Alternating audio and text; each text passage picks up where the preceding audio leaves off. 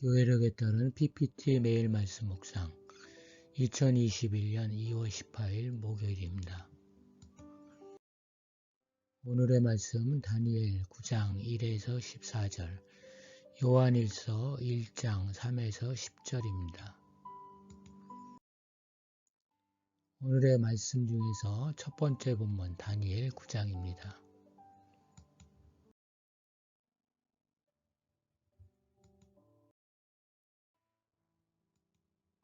이스라엘 백성이 바벨론의 포로로 잡혀간 지 거의 70년이 되어갑니다. 그들은 자기들이 당하는 고난이 하나님과의 언약을 어긴 결과 심판이라는 것을 깨닫고 하나님의 구원의 은총을 얻기 위해 회개했어야 합니다. 그들의 회개는 70여 년간 연기되었고 이제 다니엘을 통해 하나님 앞에 무릎을 꿇습니다. 오늘 말씀은 70년 동안의 포로 생활에 대한 예레미야의 예언을 알게 된 다니엘의 동족의 회복을 위한 통회의 기도입니다. 때는 주전 538년경입니다. 이스라엘의 고국으로의 귀환은 고레스 원년인 주전 536년에 이루어졌습니다. 회개는 이르면 이를수록 좋습니다. 하나님 심판의 기간을 단축시킬 수도 있기 때문입니다. 다니엘의 기도를 통해 이스라엘이 하나님께 저지른 죄의 성격을 잘 알 수 있습니다. 그들은 하나님께 범죄하였습니다. 범죄는 문자적으로 빗나가다란 뜻으로 하나님의 정하신 길에서 벗어난다는 소극적 의미에서의 죄를 말합니다.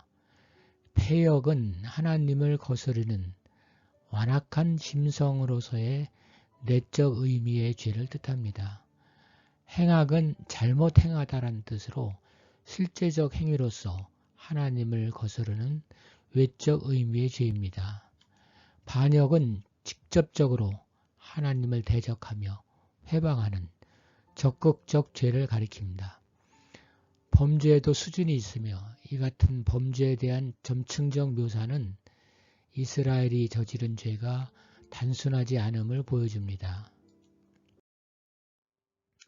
하나님 앞에서 참회의 기도가 추상적이고 두루뭉술한 경우가 많습니다.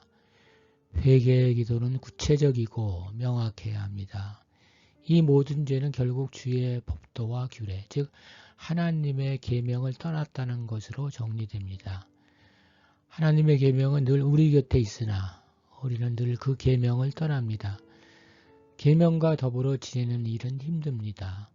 계명을 떠나는 일은 어찌 보면 하나님을 떠나는 것과 마찬가지이기 때문에 진지하게 마음을 다잡고 지켜나가야 합니다. 감사하게도 우리가 지켜야 할 계명은 하나입니다. 하나님을 사랑하고 이웃을 사랑하는 것이니 어쩌면 다행입니다. 이스라엘의 범죄는 하나님의 심판을 받아 마땅하나 다니엘은 하나님의 용서와 긍휼을 구합니다. 그들은 하나님의 구원을 간구할 수 있는 자격조차 없습니다. 오직 하나님의 무조건적인 은혜가 구원하시는 겁니다. 그리고 하나님의 긍휼이 아니라면 그저 버려질 수밖에 없습니다. 긍휼은 이스라엘을 수태한 여성처럼 하나님의 본능적인 모성애적 사랑을 의미합니다. 하나님에게 은혜와 긍휼이 없다면 세상에 존재할 수 있는 것이 무엇일까요? 우리가 살아가는 것은 모두 하나님의 은혜와 긍휼의 덕입니다. 우리는 하나님의 은혜와 긍휼을 통해 하나님을 만납니다. 하나님 자체가 은혜이시고 긍휼하시입니다. 은혜를 받고 긍휼함을 얻는 것이 신앙입니다. 오늘의 말씀 두 번째 본문 요한일서 1장입니다. 요한은 하나님과의 사귐을 위해서는 먼저 죄를 고백할 것과 또 어떻게 살아가야 할 것인지에 대해서 말하고 있습니다. 여기서 사귐은 우리와 하나님과의 보통 관계 이상을 말합니다. 우리는 대체로 하나님과 기도를 통해 교류합니다. 그것도 우리가 하나님께 아뢰는 일방적 통행이라 교류라고 부르기는 어렵습니다. 사귐은 대화와 같다고 할 수 있습니다. 우리는 대화를 통해 상대를 더 잘 알게 되고 그 암이 두 사람 간의 관계를 심화시키고 거기서 나오는 유익들을 얻습니다.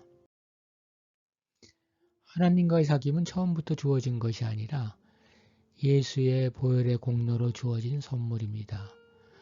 그래서 우리는 하나님께 나아가려면 먼저 우리의 죄를 고백하고 용서받아야 합니다. 우리에게 있는 죄를 정결케 하시며 용서를 베풀어 생명을 제공하는 분은 그리스도이십니다. 하나님은 빛이시기에 어둠과 죽음이 없습니다. 하나님이 없다면 우리는 어둠에 처하게 되며 그것은 죽음과 상실과 죄악을 말합니다. 인간의 본질적인 삶은 어둠이기에 예수를 통해 하나님의 밝은 빛으로 나와 거닐어야 합니다. 이때 전제되어야 하는 것이 죄의 고백입니다. 하나님과의 사귐이라는 빛 속으로 들어가기 위해서 우선적으로 필요한 것입니다. 신앙생활이라는 것은 무엇인가요? 요한은 그것이 복잡한 것이 아니라 하나님과 사귐을 갖는 것이고 그것을 위해 항상 죄를 고백하고 진리이신 예수와 더불어 걷는 것이라고 말합니다. 신앙생활은 하나님께 대한 일방적 간구의 관계가 아니고 하나님의 성결하신 속성에 맞추어 우리 자신을 깨끗게 하여 그분과 함께하는 것입니다. 그러므로 우리는 주님 앞에 우리의 지은 죄를 고백하며 용서를 받고 하나님과의 교제를 회복하고 진리이신 예수의 비단에서 걸어야 합니다.